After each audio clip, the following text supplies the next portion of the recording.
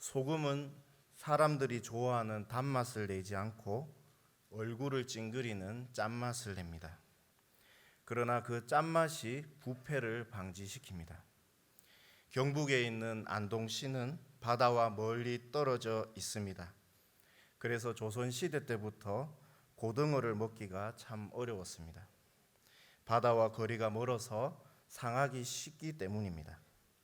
그래서 맛있는 고등어를 먹기 위해서 바다에서 올린 싱싱한 고등어에 내장을 다 손질하면 고등어의 겉과 속에 한 움큼 소금을 잡아 뿌립니다. 그러면 안동 고등어는 상하지 않고 맛있게 먹을 수가 있습니다. 소금의 역할은 그런 것입니다.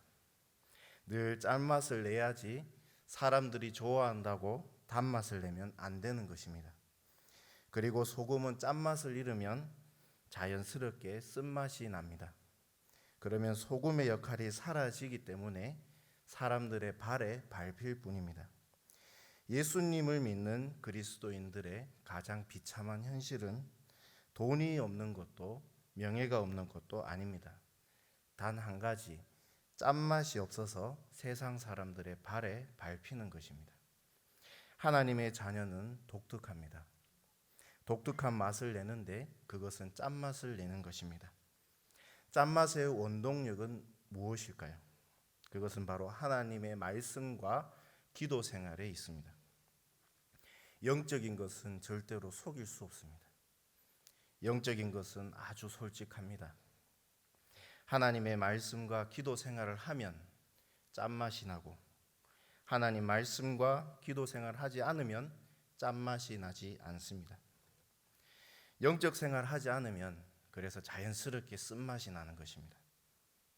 예수님을 믿는 하나님의 자녀들의 가장 비참한 현실은 기도와 말씀 생활을 하지 않아서 세상 가운데서 짠맛을 내지 않는 삶, 능력 없는 삶, 그래서 세상이 감당하지 못해야 되는 사람들이 세상 사람들의 발에 짓밟히는 것입니다.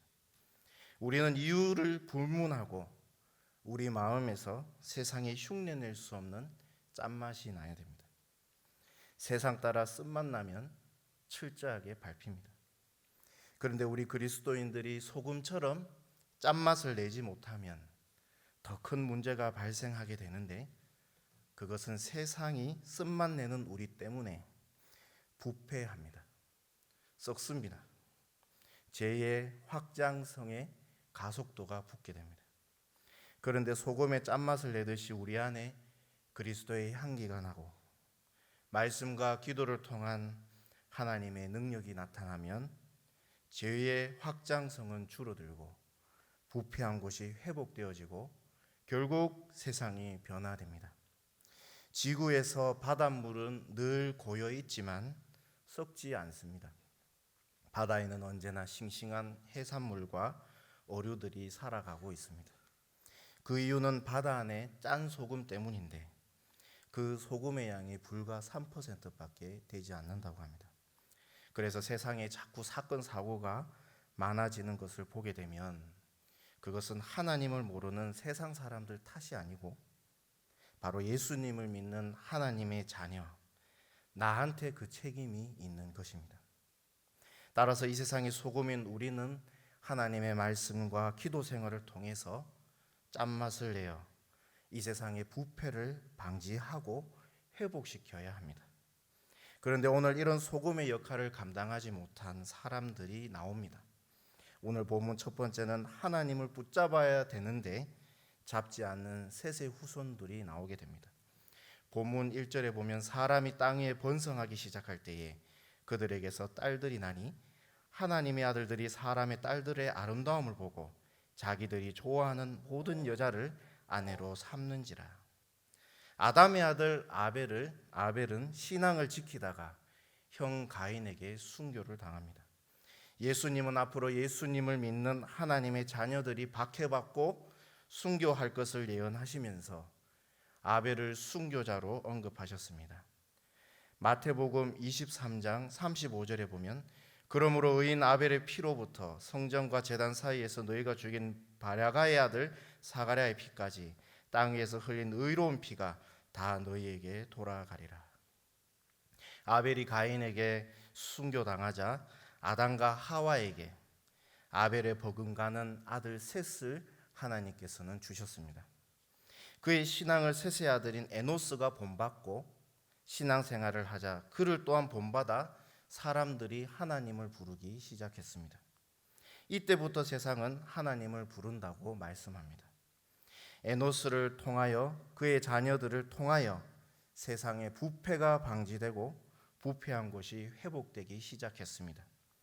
짠맛을 내는 소금의 역할을 잘 감당했는 것입니다. 그런데 시간이 지나자 하나님을 믿던 셋의 후손들이 하나님을 떠나고 세상으로 나간 가인의 후손들에게 눈을 돌렸습니다. 가인의 후손들은 세상 문화를 잘 발견하고 발달시켰습니다. 유발이라는 사람은 수금과 퉁소를 발견해서 음악을 발전시켰고, 두발 가인이라는 사람은 구레와 쇠를 발견해서 여러 가지 편리한 기구들을 만들어내었습니다. 가인의 후손들은 문화와 경제는 발전시켰지만 그들에게는 여전히 하나님이 없었습니다. 그런데 하나님을 섬기던 셋의 후손들이 시간이 지나면서 하나님을 부인하며 살아가는 가인의 후손의 딸들을 사랑하기 시작했습니다. 하나님의 아들인 셋의 후손들이 사람들의 딸들의 아름다움을 보았다고 말씀합니다. 여기서 아름다움은 감각적이고 쾌락적인 육체의 즐거움을 뜻하고, 아름다움을 보고라는 이 보고라는 단어들은 정탐꾼들이 조사할 땅을 정탐하다 할 때 쓰는 단어입니다.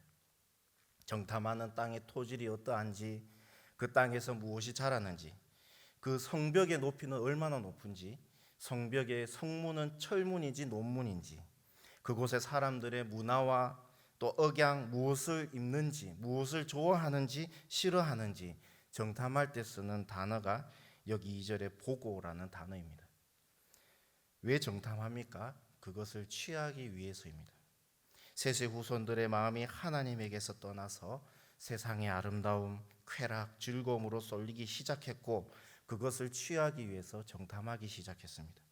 결국 셋의 후손들은 자신들이 쾌락과 즐거움을 위해서 가인의 후손의 딸들에게 주목했고, 자신들의 쾌락과 즐거움을 위해서 자기들 눈에 보이기에 좋아하는 가인의 후손들의 딸들과 결혼하였습니다. 어떤 딸입니까? 자기들이 좋아하는 모든 여자입니다. 그 여성이 하나님에 대한 믿음이 있는지 없는지 상관없고, 처녀인지 유부녀인지 상관없이 그저 자기 눈에 보기에 매력적이고 예쁘면 자기들이 좋아하는 모든 여자들을 닥치는 대로 일부 다처제로 결혼하였습니다. 그러자 가인의 후손의 딸들을 통해서 가인의 문화가 셋 후손들에게 유입되기 시작했습니다. 가인이 섬기는 신들도 알게 되고, 여태까지 경험하지 못했던 세상의 죄의 문화에 눈이 뜨기 시작했습니다. 그리고 하나님께서 싫어하시고 증오하시는 문화들도 들어와서 즐기기 시작했습니다. 죄가 우리 마음에 들어오면 하나님은 찬밥 신세이고 나 자신이 제일 중요합니다. 나밖에 모르게 됩니다. 따라서 하나님을 자연스럽게 멀리 떠나게 됩니다. 이것이 자연적인 영적 원리입니다. 따라서 셋의 후손에게 죄가 들어오니까 자연스럽게 하나님을 멀리 떠나게 되는 것입니다. 또 죄는 특성이 있는데 그것은 잡초처럼 자랍니다. 잡초처럼 뿌리까지 제거하지 않으면 순식간에 죄는 자라게 됩니다. 그리고 죄는 누룩처럼 퍼집니다. 밀가루에 반죽에 누룩 넣으면 하루도 지나지 않아서 그 반죽이 금방 자신의 처음 몸보다 몇 배나 커집니다. 그래서 우리가 회개하지 않으면 죄가 금방 부풀어 오르고 금방 우리 마음을 썩게 해서 썩는 냄새가 내 마음에 진동하게 됩니다. 셋의 후손들은 가인의 후손들의 딸들과 결혼해서 짠맛을 내는 소금의 역할을 잃어버렸습니다. 그러자 죄가 순식간에 자라고 퍼져서 이 세상은 썩는 냄새와 부패가 세상 가운데 가득해졌습니다. 처음 하나님께서 이 세상을 창조하실 때 하나님은 보시기에 좋았더라고 말씀하시고 마지막 6째 날에는 심히 좋았다고 하셨습니다. 완벽한 것입니다. 그런데 지금 본문의 세상의 모습은 어떻습니까? 본문 5절과 6절을 보면 여호와께서 사람의 죄악이 세상에 가득함과 그의 마음으로 생각하는 모든 계획이 항상 악할 뿐임을 보시고 땅에 사람 지으셨음을 한탄하사 마음에 근심하시고, 셋의 후손이 지금 정신없이 가인의 후손의 딸들을 보듯이 하나님께서 동일하게 지금 죄악이 가득한 세상을 보고 계십니다. 어떻게 보셨습니까? 정탐꾼이 정탐할 땅을 보듯이 면면히 이 셋의 후손들을 살펴보셨고 이 세상을 살펴보셨습니다. 그런데 하나님께서는 보시고는 한탄하셨습니다. 근심하셨습니다. 한탄은 슬퍼하신다는 뜻이고 근심은 몸의 고통을 의미합니다. 너무 아프면 그 통증이 있는 곳을 잡고 뒹구르게 됩니다. 저는 군대에 있을 때 요로 결석에 걸린 군 간부를 한번 보았는데 너무 아프니까 화장실 바닥에 뒹구르고 소리치는 것을 보았습니다. 이런 큰 고통을 근심이라고 합니다. 하나님께서는 죄로 인해서 멸망받을 것을 보시고 한탄하시고 근심하십니다. 오늘 본문에서 이 세상은 이제 하나님께서 심판하셔야겠다고 할 만큼 하나님께서는 한탄하셨습니다. 지금 셋 후손들은 침대에서 일어날 때 살인을 생각합니다. 침대에 누울 때는 음란을 생각합니다. 아침에는 소돔을 생각하고 저녁에 밤에 잘 때는 고모라를 생각합니다. 셋 후손들은 죄로 온 마음과 영혼이 마비되어서 죄만 생각하게 되었습니다. 그러자 세상이 썩는 속도가 점점 빨라집니다. 왜냐하면 짠맛을 내야 되는 셋의 후손들이 더 이상 짠맛을 내지 못하여 세상은 자정 능력을 잃어버렸기 때문입니다. 그래서 썩은 이 세상을 물로 심판하시기로 하나님은 결정하셨습니다. 물의 기능이 무엇입니까? 씻는 기능입니다. 더러운 그릇을 우리는 그냥 두지 않습니다. 수돗물을 틀고 수세미에 퐁퐁을 바르고 그리고 그 더러워진 그릇을 닦습니다. 그리고 다 닦은 다음에 물을 틀어서 깨끗하게 그 오염된 것들을 다 씻어내 버립니다. 하나님은 다시 이 세상을 깨끗하게 하시기로 하셨습니다. 그리고 회개하지도 회개할 생각도 없는 타락한 셋의 후손들과 하나님을 부인하는 가인의 후손들을 그 죄를 지은 대로 심판하시기로 하셨습니다. 그런데 그 심판을 120년 뒤에 하기로 결정하셨습니다. 그 이유는 그래도 120년 동안 회개할 기회를 주신 것입니다. 하나님의 자비하심입니다. 오늘 본문 두 번째는 하나님께 은혜 받은 노아의 등장입니다. 하나님의 한탄하심 뒤에 타락한 셋의 후손 중에 노아라는 한 사람이 등장합니다. 본문 8절을 보면 그러나 노아는 여호와께 은혜를 입었더라. 그런데 이 노아는 하나님께 은혜를 입었다고 말씀합니다. 하나님의 은혜를 입으니 노아는 자신이 죄인임을 깨달았습니다. 그래서 늘 회개했습니다. 그래서 늘 하나님과 동행하였습니다. 그 정도로 그의 삶은 짠맛을 내는 소금이었습니다. 부패를 방지하고 부패한 것을 회복시키는 소금이었던 것입니다. 이 세상에서 가장 좋은 것이 무엇일까요? 가장 가치 있는 것이 무엇일까요? 바로 하나님의 은혜입니다. 이 은혜를 경험하면 내가 누구인지 제대로 알게 됩니다. 내가 하나님 앞에 철저히 죄인임을 깨닫게 됩니다. 그리고 하나님과 동행합니다. 우리 마음에 죄가 들어오면 하나님을 멀리 떠나고 나 자신만을 생각하지만 우리 마음에 하나님의 은혜가 임하면 하나님을 가까이 하게 되고 내 자아를 멀리 하게 됩니다.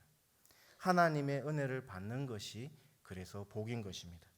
우리는 노아처럼 하나님께 하나님의 은혜를 입어야 됩니다. 하나님께서는 은혜 받은 노아에게 방주를 만들라고 하셨습니다. 창세기 6장 14절에서 15절을 보면 너는 고페르 나무로 너를 위하여 방주를 만들되 그 안에 칸들을 막고 역청을 그 안팎에 칠하라. 내가 만들 방주는 이러하니 그 길이는 300규빗, 너비는 50규빗, 높이는 30규빗이라. 하나님께서는 아주 큰 방주, 길이가 135m, 높이가 27m, 너비가 27m, 높이가 13m인 아주 큰 배를 만들라고 하셨습니다. 지금까지 그런 큰 배가 필요한 홍수는 없었는데 하나님은 노아에게 그 큰 배를 고페르 나무로 만들라고 말씀하셨습니다. 그리고 앞으로 계획을 노아에게 말씀하시는데 창세기 6장 17절을 보면 내가 홍수를 땅에 일으켜 무릇 생명의 기운이 있는 모든 육체를 천하에서 멸절하리니 땅에 있는 것들이 다 죽으리라. 어떤 특정 지역의 홍수가 아니라 전 지구적인 홍수, 지구를 다 덮는 큰 홍수를 일으키겠다고 노아에게 말씀하셨습니다. 그러자 하나님의 은혜를 입은 노아는 하나님 말씀에 순종했습니다. 노아는 그의 가족과 함께 120년 동안 이 큰 방주를 만들기 시작했습니다. 세상 사람들은 이 노아의 가족을 보고 핍박했습니다. 노아의 가족들을 보고 미쳤다고 했습니다. 노아가 전한 전 지구적인 홍수 이야기에 듣고는 조롱하며 비웃었습니다. 그런데 노아는 그의 가족 7명과 함께 고페르나무로 배를 만들고 그 사이를 방수 역할을 하는 역청을 발라 주었습니다. 그런데 이런 모양이나 구조로 만든 방주는 단 한 번도 운행해 보지 않았기 때문에 정말 이 배가 안전한지도 알 수가 없었습니다.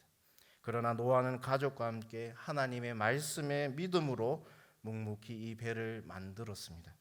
정말 세상 사람들이 볼 때는 정말 미친 사람 같습니다. 그 시간에 공부를 더 하든가 일을 더 해서 돈을 더 벌든가 취미 생활을 해서 여가 활동을 하면 되는데 120년 동안 큰 방주를 짓는 노아의 가족들이 정상으로 보이지 않는 것입니다. 그런데 노아는 결국 120년 만에 믿음으로 이 배를 완성하였습니다. 창세기 6장 22절을 보면 노아가 그와 같이 하여 하나님이 자기에게 명하신 대로 다 준행하였더라. 그러자 하나님은 모든 이 세상에 사는 동물들, 식용으로 쓸 수 있는 동물 7마리씩, 식용으로 쓸 수 없는 부정한 동물 2마리씩 방주로 하나님께서 보내주셨습니다. 그러자 노아는 하나님이 보내주신 그 동물들을 방주에 넣었습니다. 그리고 정말 배가 완성되고 동물들을 다 배에 넣으시자 정말 이 세상에 한 번도 보지 못한 엄청난 양의 비가 하늘에서 퍼붓기 시작했습니다. 하나님께서 그 방주의 문을 직접 닫으셨습니다. 방주의 문이 닫히자 지진이 나면서 땅 밑에서 지하층들의 물들이 하늘 높이 뿜어져 나왔습니다. 그리고 궁창 위에 있던 거대한 물층, 온 지구 대기권을 감싸고 있던 물층이 폭포수처럼 엄청난 양이 땅 아래로 쏟아내렸습니다. 원래 하나님께서 이 세상을 창조하실 때 궁창 위의 물과 궁창 아래의 물로 나누셨습니다. 궁창 아래에 모은 물을 바다라 하고 궁창 위의 물은 물층이 이루어 지구를 둘러싸고 있었습니다. 그런데 땅에서 지하층에 있던 그 어마어마한 지진으로 물들이 땅에서 터져 나오고 40일 동안 하늘에서 내린 궁창 위의 물층은 지진으로 인하여 뿜어져 나온 거대한 그 물들과 함께 합세해서 전 세계에 무려 40일 동안 쉬지 않고 물로 쓸어버렸습니다.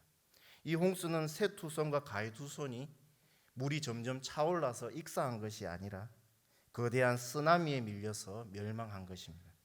정말 하나님께서 노아에게 말씀하신 대로 노아의 방주에는 다 물로 쓸어버리셨습니다. 본문 7절을 보면 이르시되 내가 창조한 사람을 내가 지면에서 쓸어버리되 사람으로부터 가축과 기는 것과 공중의 새까지 그리하리니.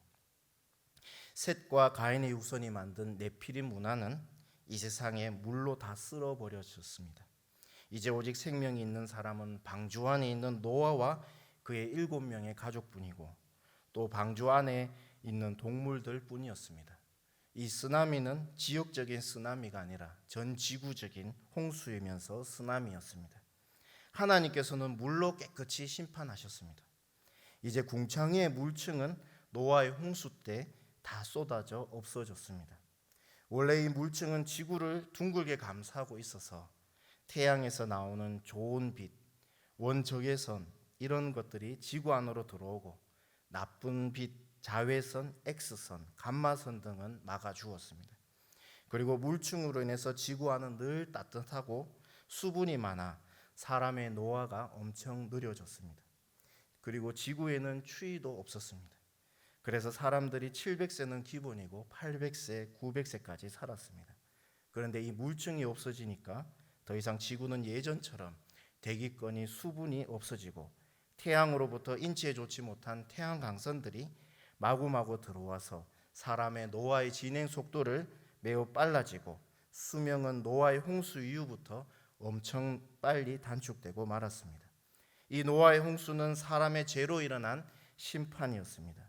셋의 후손이라도 하나님을 잘 섬겼으면 이렇게 되지는 않았는데 하나님의 자녀가 죄를 사랑하고 죄로 영혼이 마비되니 하나님의 심판이 따라가게 된 것입니다. 노아의 홍수 150일이 지나고 물은 점점 줄어들었습니다. 그리고 홍수 300일째 지금 터키에는 아라랏산에 배가 머물렀습니다. 그리고 홍수 377일이 지나서 노아는 그의 가족과 함께 땅을 밟았습니다. 죄로 인한 홍수의 심판으로 이제 지구는 예전 홍수 전의 아름다움이나 좋은 환경을 완전히 상실했습니다. 오늘 본문 마지막 세 번째는 노아의 방주에 관한 말씀입니다. 노아의 방주는 특징이 있는데 사람이 노를 저어서 움직이는 노가 하나도 없습니다. 사람이 운전하는 것이 아니고 하나님께서 운전하시는 구조였습니다. 노아의 방주는 하나님께서 인도하시는 배였고 하나님 뜻대로 움직였습니다. 그리고 배는 세 가지 안전성이 있어야 되는데 첫 번째로 배가 파도에 전복되지 않아야 합니다. 두 번째는 파도로 인해서 배가 부러지지 않아야 합니다. 오늘 노아의 방주처럼 이렇게 긴 배는 파도로 인해서 부러질 수가 있는데 그래서 부러지지 않아야 합니다. 세 번째로는 배는 파도가 아무리 심해도 배 안에 수평을 이루어야 합니다. 만약 그 수평이 이루어지지 않으면 시간이 길어지면 그 안에 있는 생명들은 다 골병이 들고 죽게 될 것입니다. 그런데 하나님께서 만드신 이 방주는 막상 홍수를 만나니 아무리 무서운 파도와 쓰나미가 몰려와도 절대로 부러지거나 전복되지도 않고 배 안에는 흔들거림이 없었습니다. 노아의 방주의 길이는 135m, 너비가 27m, 높이가 13m라고 말씀드렸습니다. 방주의 길이는 배 너비의 6배가 돼야 되고 방주의 너비는 높이의 2배가 돼야 됩니다. 이 비율로 배를 만들면 배가 파도에 부러지지 않고 전복되지 않고 흔들림이 적다고 합니다. 물론 노아의 방주는 하나님께서 보호하신 것입니다. 그런데 몇천 년 전 이 창세기에 나오는 이 방주의 비율이 세상에서 언제 발견되었느냐 하면 1841년 영국에서 이 배의 비율이 발견되었습니다. 이 비율로 현재 배가 건조되고 있습니다. 이제 하나님은 물로 심판하지 않고 불로 심판하시겠다고 하셨습니다. 베드로후서 3장 7절에 보면 이제 하늘과 땅은 그 동일한 말씀으로 불사르기 위하여 보호하신 바 되어 경건하지 아니한 사람들의 심판과 멸망의 날까지 보존하여 두신 것이니라. 이제는 물로 심판하지 않겠다고 약속하신 표가 우리가 보고 있는 무지개입니다. 우리는 무지개를 보면서 이제는 물로 심판하지 아니하시는 하나님의 약속과 앞으로 불로 심판하시겠다는 하나님의 약속, 이 두 가지를 믿어야 합니다. 하나님은 앞으로 불로 심판하시겠다고 했는데 동일하게 물 심판처럼 불 심판 때에 안전하게 보호받을 수 있는 방주를 주셨습니다. 그것은 고페르 나무로 만든 배가 아니라 예수 그리스도라는 우리의 안전한 방주입니다. 그 예수 그리스도 안에 있으면 노아와 그의 가족, 동물들이 그 물 심판 가운데서 안전하게 보호받은 것처럼 영원히 보호받습니다. 세상 사람들은 노아 시대처럼 지금 예수 그리스도를 믿는 것을 보고 핍박하고 조롱합니다. 그러나 우리가 노아처럼 믿음을 가지고 예수님을 부인하고 앞으로 심판이 없다고 하는 말에 개의치 말고 반드시 예수님의 재림으로 인한 심판이 있음을 믿어야 합니다. 그러면 안전합니다. 중요한 것은 지금 우리가 하나님께서 마련해 두신 이 예수 그리스도 안에만 있으면 확실히 안전하다는 것입니다. 이 사실을 믿어야 합니다. 결론입니다. 전 지구적인 물심판이 온 것은 하나님을 부인하는 가인의 후손 때문에 온 것이 아닙니다. 짠맛을 내고 세상의 죄의 부패를 막아야 되는 셋의 후손의 타락으로 오게 된 것입니다. 예수님은 우리에게 너희는 소금이다. 소금이 그 맛을 잃으면 어찌하겠느냐라고 물으십니다. 세상은 점점 입에 담지 못할 죄악들이 점점 커져가고 있습니다.